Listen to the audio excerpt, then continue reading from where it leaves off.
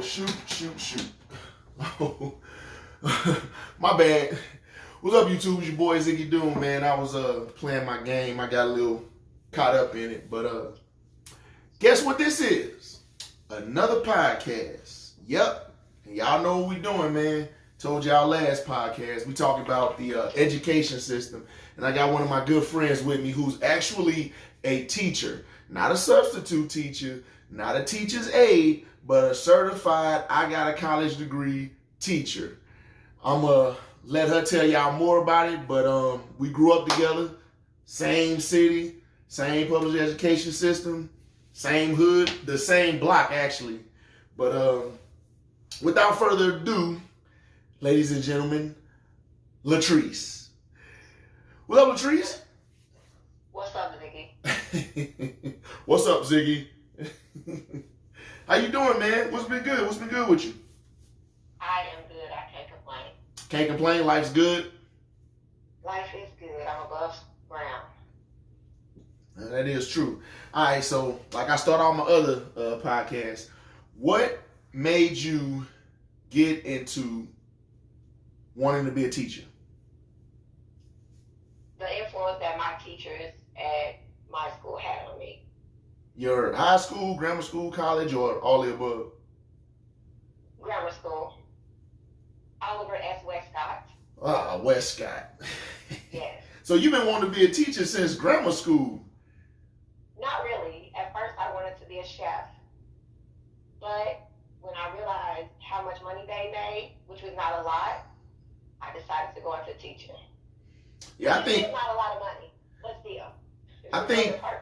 I think culinary schools, starting off as a chef, I think you get paid really bad, but as you move up, you know, the potential for big earnings increases. So I think that's one of those fields where you can make a lot of money. You just gotta go down the right avenues, and it definitely takes a grind. So, but teachers, in my opinion, are underappreciated and underpaid. That's what I think. Now, I know y'all got like a teachers union. Is that correct? Yes, that's correct. And do y'all have a pension? Yes. Yeah, so, you know, y'all make it up on the back end. You know, them pensions be nice. Depends on how much time you put in. Well, I mean, you plan on going anywhere anytime soon? No, not anytime soon. Okay then. Okay, so what would you say is different about education now versus education when we were younger going to school? Technology. We heavily depend on technology now. You know, back when we were in school, computers were just coming into play and it was all new to us. So now our kids each have their own device, whether it's an iPad or a Chromebook, depending on the grade level. So technology is very important now. Now, has education become like heavily dependent on technology? I mean, are you guys ever going to go back to the books and the chalkboard era, or y'all technology just makes it so much easier and better? We still have books. But they have online books too, you know, which became very beneficial with COVID, you know. Right. So the textbooks were left in the classroom, but now they were online too. So they still got to access them. So basically more resources helps with the education. Yes. Now, you do public school or private or both, or? I work at a charter school. Right, now that's what I want to talk about, charter schools. We didn't have charter schools growing up, and I hear about them a lot. So, like, what is the difference between charter school, regular school? Is charter school public education? Is it private? How does the funding, how does that work? I really don't know too much about the funding because I've only been teaching at a charter school for 3 years, but it's still a public education. It's still free versus it being a private school and the parents have to pay a tuition. It's still free. So why don't they just call them public schools? Why they call them charter schools? What's the charter part? That they don't have to go off of the same regulations as the normal ISDs. So they can basically set their own curriculum? Yes. Okay. Still based off the state guidelines. You know, it still has to be aligned with the state. So is it more of a freedom for teachers being in a charter school, or you know? I have heard teachers that have been in the game longer than I have say that it's better as far as being in the ISD versus the charter school. They have said it's better being in the charter school. Now, do you guys have state tests? You know, like that? Do y'all have those? Yes, our students still have to take the standardized state test. Now, does the scores on those tests determine whether the school gets money or stays open? Is that a true thing, or is that just like hearsay? It's true. They have a report card based off of the standards, and if your school gets an A or a B, that means you're highly rated. If you're a D or F, just like on the report cards, that's not good, and you lose funding. So that is true. I always wondered, because it just seems like with that model, I mean, I don't know if there's any better models out there, but it just seems like with that model, teachers can be more motivated to help students do better on tests, as opposed tests for the state to get funding, as opposed to tests that actually help the kids themselves. You see what I'm saying? Right. Like, you get all F's all year, that's fine. But we need you to do really good on this state test. Mm-hmm.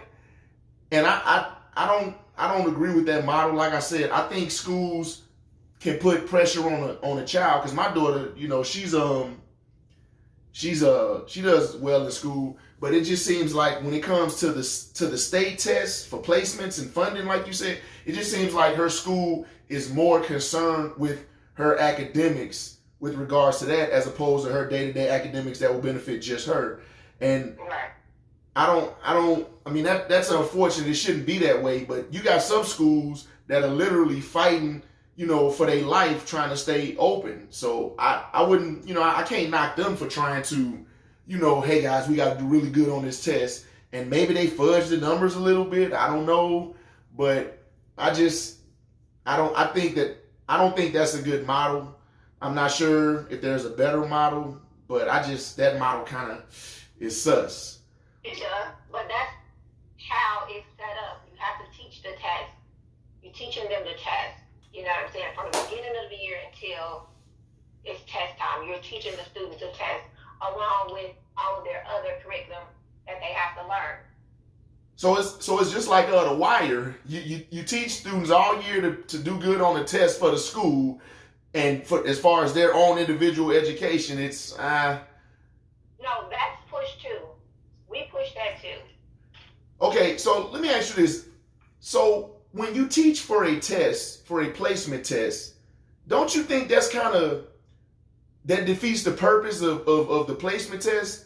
Because if you're teaching regular curriculum and you teaching the students to, you know, the right way, and they take tests good, when they take the state test, if you're teaching them right, you know, correctly as far as the test taken day to day, they should do good on the state test. Because if you're teaching them to take the test, that's just like studying for a SAT. You know, like, you can't really gauge how effective the school is when you have you're teaching the students to take the test. Do you see that flaw in the system? Yeah, I do, but it also depends on the students too. Like, I have first graders, so right now I'm trying to teach them little tricks to help them understand the question better, even though they're in the first grade, because I know they're going to get to that point when they get in third grade where they're going to be learning about these big tests that are stressed. The importance of these tests are stressed to them, and I don't want them to become overwhelmed.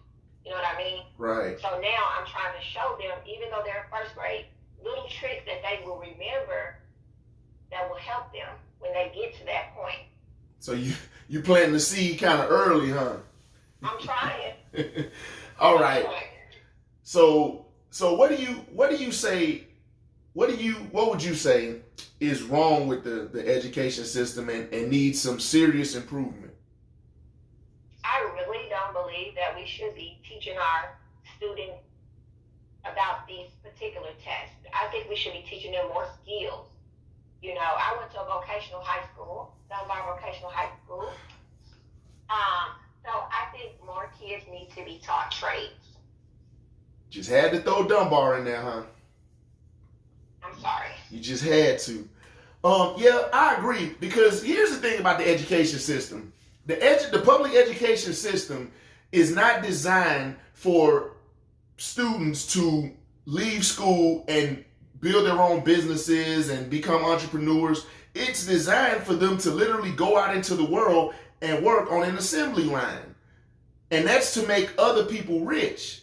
That's why they don't have financial classes in school. They don't teach business in school, because they don't want you to leave a public school and know how to work for yourself and be your own boss. They want you to go to the assembly line and, you know, work at McDonald's or you know, work at a cheese factory making cheese, and that's fine, but you can't always do that. But with the public education, that's literally all you're educated for. So why not teach a trade in schools? I agree with you. Teach a trade like welding or plumbing or pipe building. I think they should do that.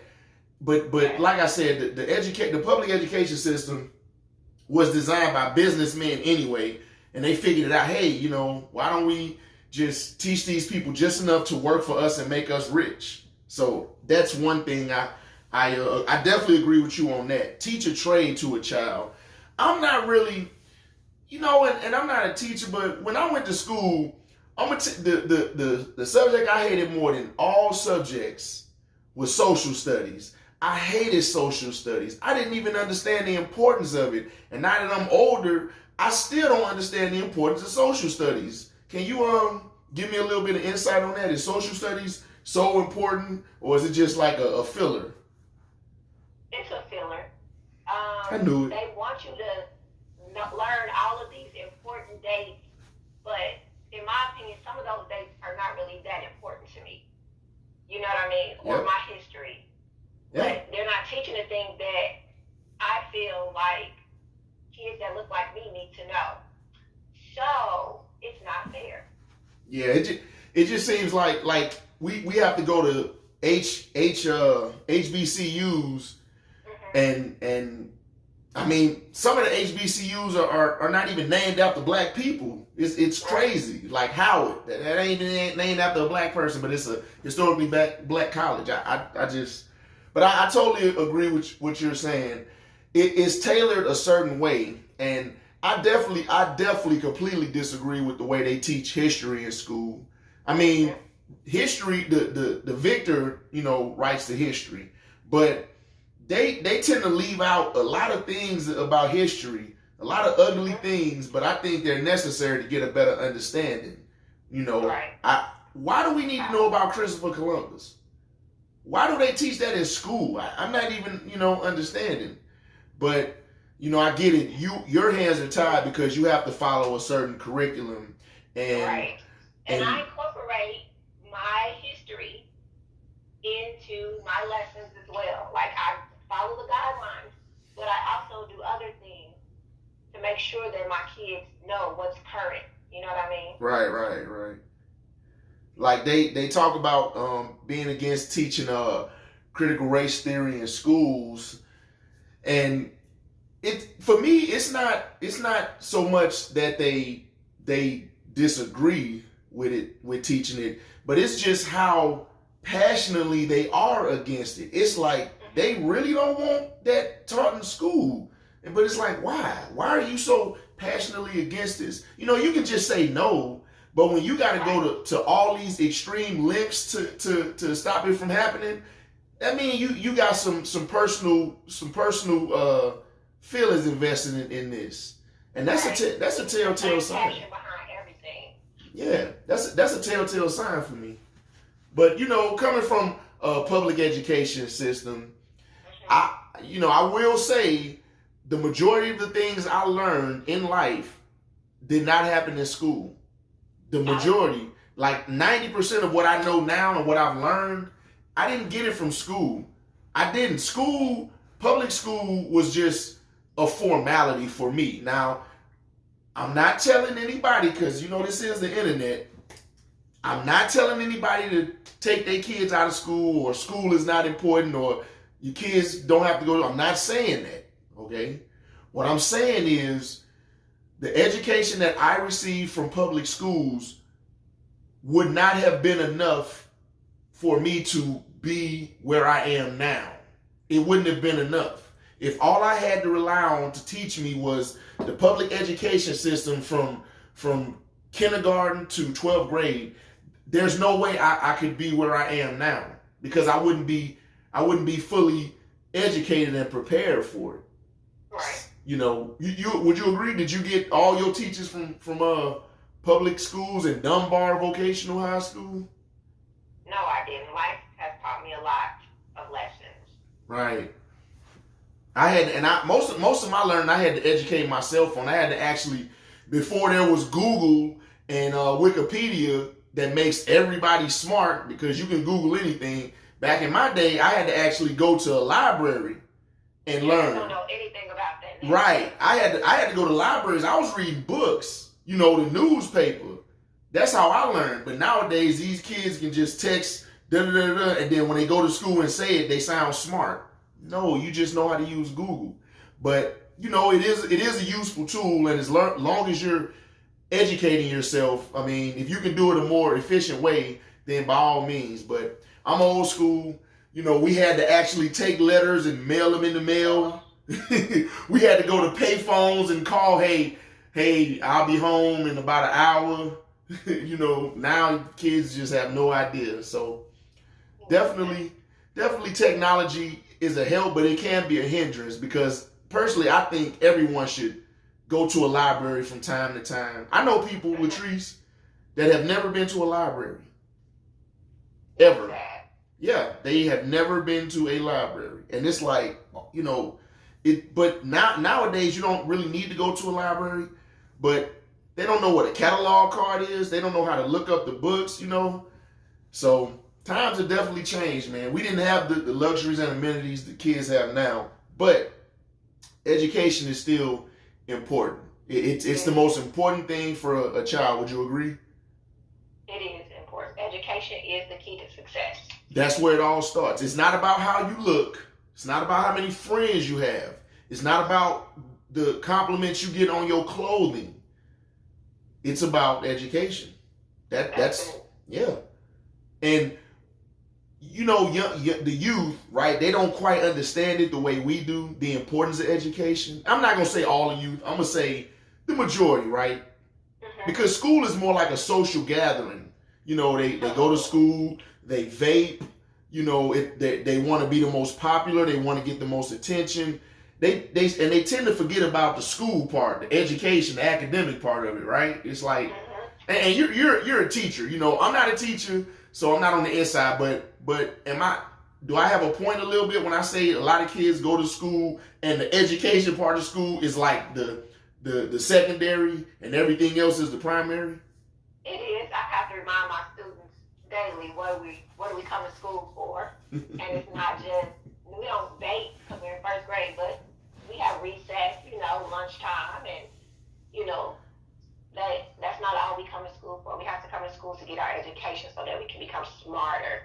So yes, education is I can't stress that enough, man. Education is very important, and it can't just stop at high school. It cannot just stop there. You have got to find ways to educate yourself beyond what you learned in high school, because nowadays every job that's worth anything, right, it requires either a trade or a diploma, a degree, right? Mm-hmm.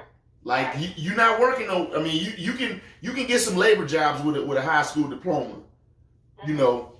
And you can progress through the ranks and become a boss or whatever. But when we talking about starting off 90, 95, $100,000 a year, you gotta have a trade.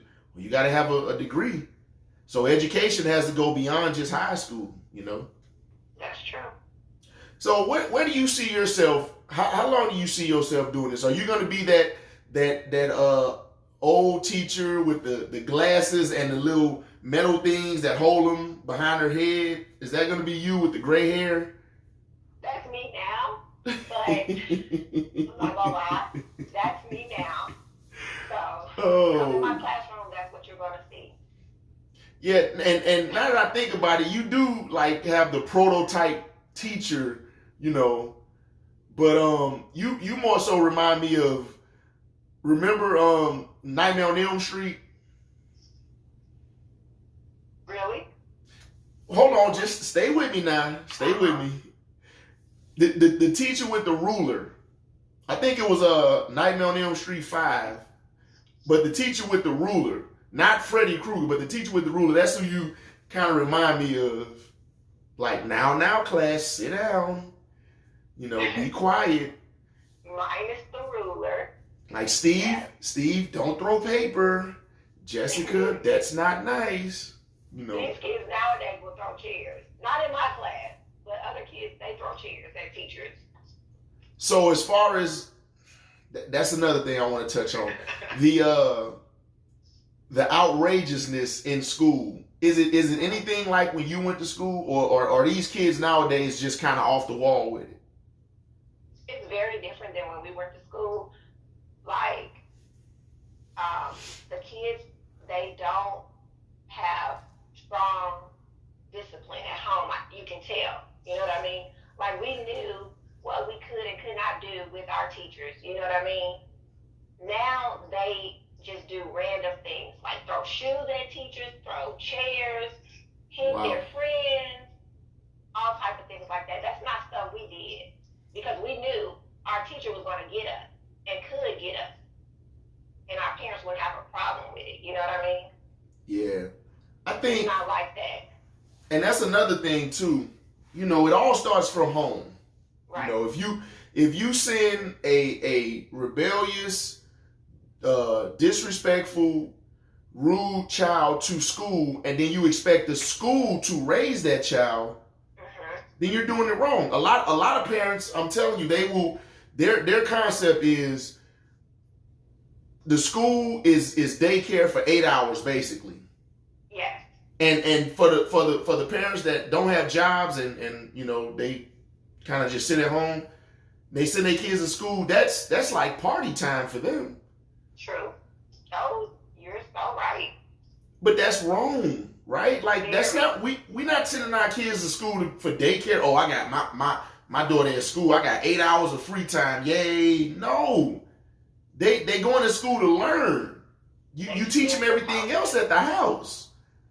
You know, so I agree with you, and I'm pretty sure there's some kids that, you know, they may come from homes that are not the most ideal. You know, right. single parent homes, homes that are not able, you know, don't have the right resources, and the bad neighborhoods, and so I mean it's unfortunate because you build. I'm gonna assume you build an attachment with your students, right? I do. And you over time you tend to care for them, right? Yes. So I tell their parents in the beginning, I'm going to love them like they're mine because they are mine, and I'm going to discipline them like they're mine as well. The same thing I would do to my kid, I'm going to do it to them.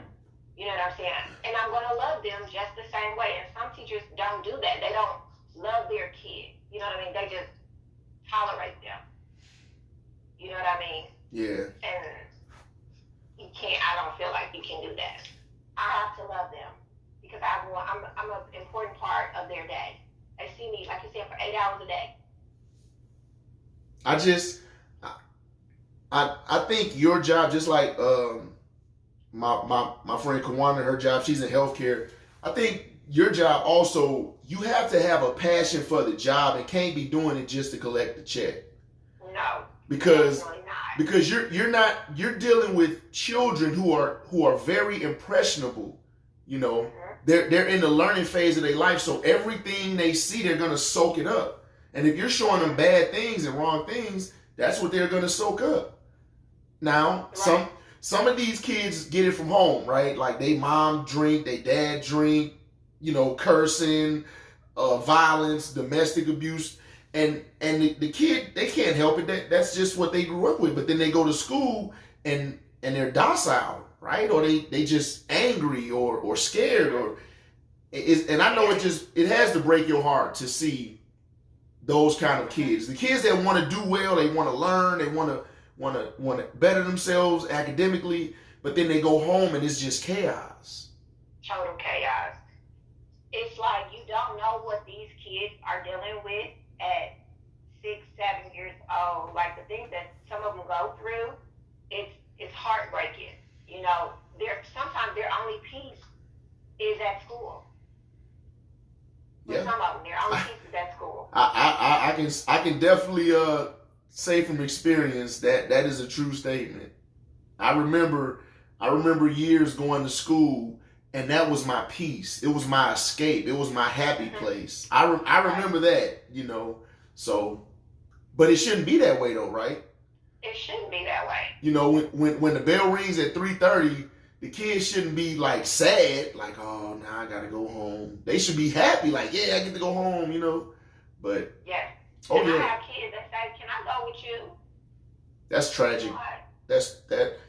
I'm like, I can't take you with me. I'm sorry. Well, for what it's worth, that at least that means you're doing a better job, or you're doing a great job as a teacher, and you're probably doing a better job as a guardian, I would say, because if my children tell their teacher they want to go home with them versus going home with me, yeah, I think I would feel some kind of way about that, But yeah, it just because ultimately, man, it's what's best for the child, for the individual child, and right. You have students who all come from different backgrounds, different personalities, and the challenge for you as a teacher is to somehow take all of those different personalities, backgrounds, and get them to all focus and understand one set of curriculum in a classroom setting where they sitting down and behaving themselves. And right. That can't be easy. That cannot be easy. And then they're all on different levels. Like you have your highs, you have your mediums, and you have your lows, then you have your real low. So you have to correspond with everything. Right. You have to take all of that and somehow make it work. Teaching is not easy. Anybody who thinks a teacher's job is easy, I don't think you really understand teaching. See, when you go to school as a student, you're sitting in the classroom and expecting to learn something from the teacher.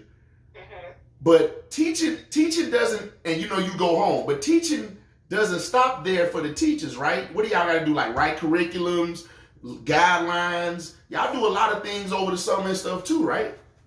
Yes. Your day doesn't end at 4 o'clock. You still have to grade papers. You have to plan for the next day. You have to make sure your classroom is set up for the next day.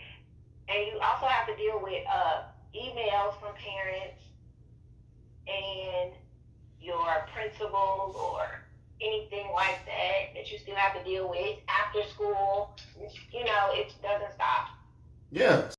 For me, because I'm not a people person.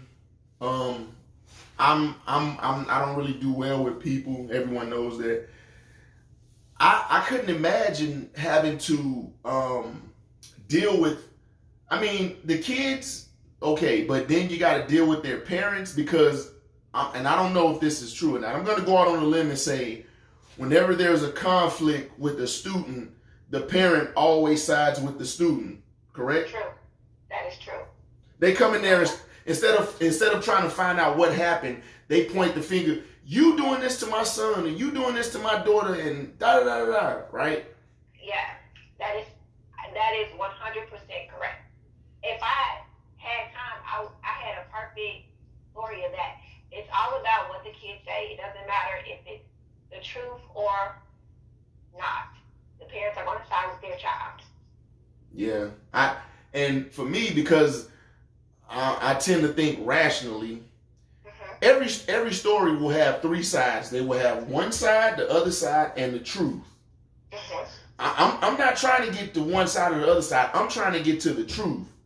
So when my children come to me, hey, Dad, this is what happened at school, or that is what happened at school. The first thing I want to know is, well, what did you do to contribute to the problem? Right. Like, what did you do to? Okay, your teacher yelled at you. Okay, why did your teacher yell at you? Were you sitting down behaving? Were you doing what you were supposed to do and she just yelled at you? Or were maybe you was asking your friend for some candy or laughing at a joke somebody told that wasn't funny while she was trying to teach? You know? And in that instance, hey, my child has some blame. Now, if my child says, Daddy, I was just sitting down, doing my work, being quiet, and the teacher just yelled at me, now my next step, I'm not going to the school belligerent, right? I'm going to go up there and have a conference and get to the bottom of it, because believe it or not, parents, sometimes y'all kids don't always tell the truth, right? Yeah. Sometimes your kids ain't perfect. Sometimes your kid ain't the greatest thing in the world. Sometimes your kids lie, okay?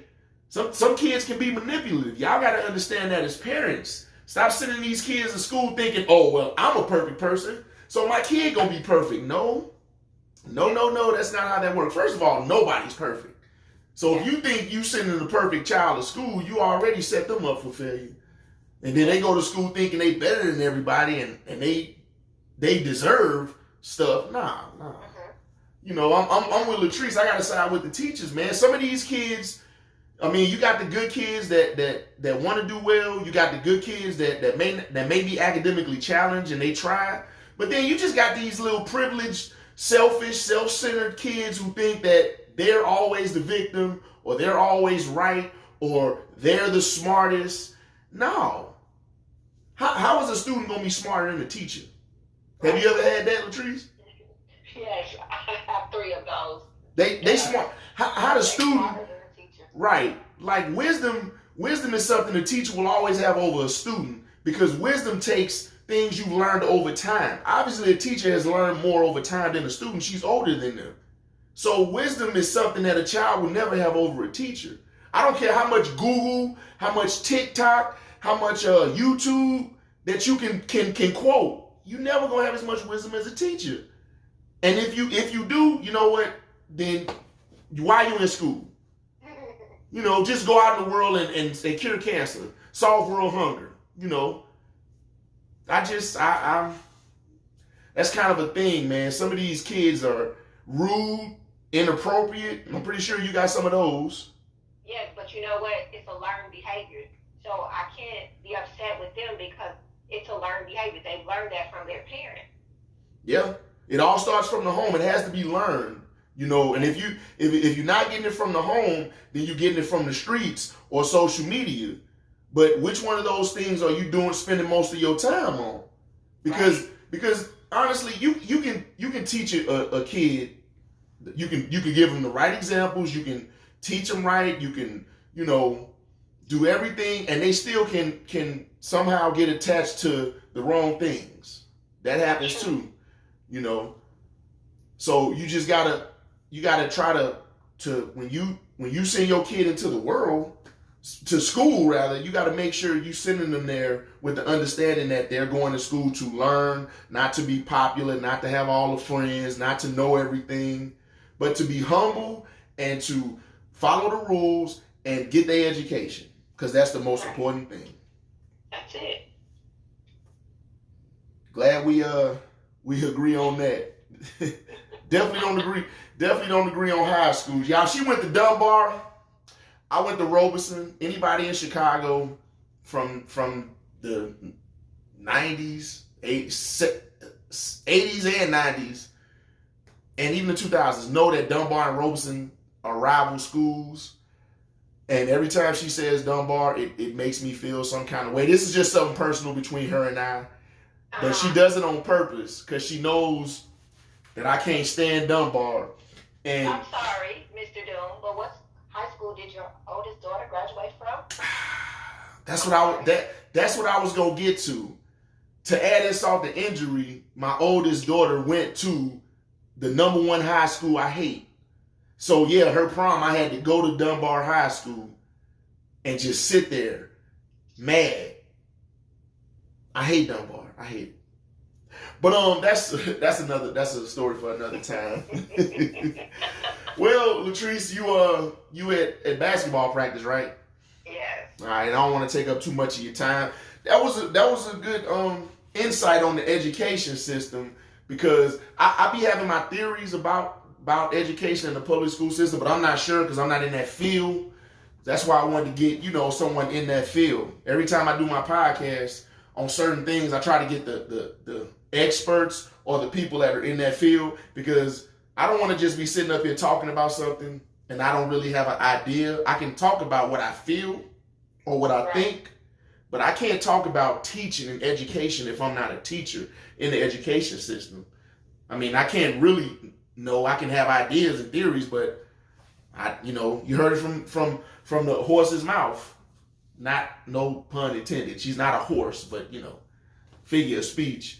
And other teachers will have their opinions, because last week I had a friend who's a CNA. She, told me that, hey, when you do your podcast with these people, you're getting one person's opinion about that. That doesn't make it the law.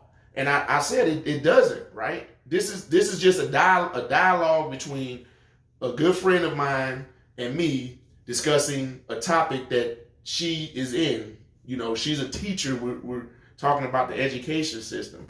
Now, maybe one day you'll be a principal. You see that in your future, LeTreece? I really don't. You don't see being I think you'd be an awesome principal, because you don't take no junk. Like, you don't. I really don't. I had a visitor today because he was disruptive in his class and he did not want to be in my class. And I was the sweetest angel to him, but he just did not want to be my friend because he got put out of his own class.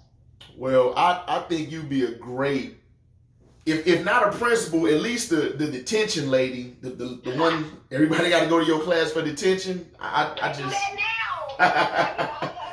So I'm not making this stuff up. There is some substance to what I'm saying. You're 100% right, and I never told you that. You're 100% right. I get the kids that are disruptive in their own class, and when they come to my class, they seem to know how to sit down and do their work. Yeah, well, but they can't do it in their own class. I grew up with you. We knew each other when you were 12, 13. So yeah, you definitely have a mean streak. And I'll just say that. But wow. A mean streak. Wow. But you a good person though. You are a good person. You are well educated. You are reliable. You take care of your family, and that's something that, like I said, it seems very uncommon with people that look like me and you, right? A lot of people in the world, they don't know any better. It's their ignorance, but they don't think that there are people of our color that are intelligent and take care of their business and not out here being extra. Like, we don't need all the fancy clothes and all that stuff.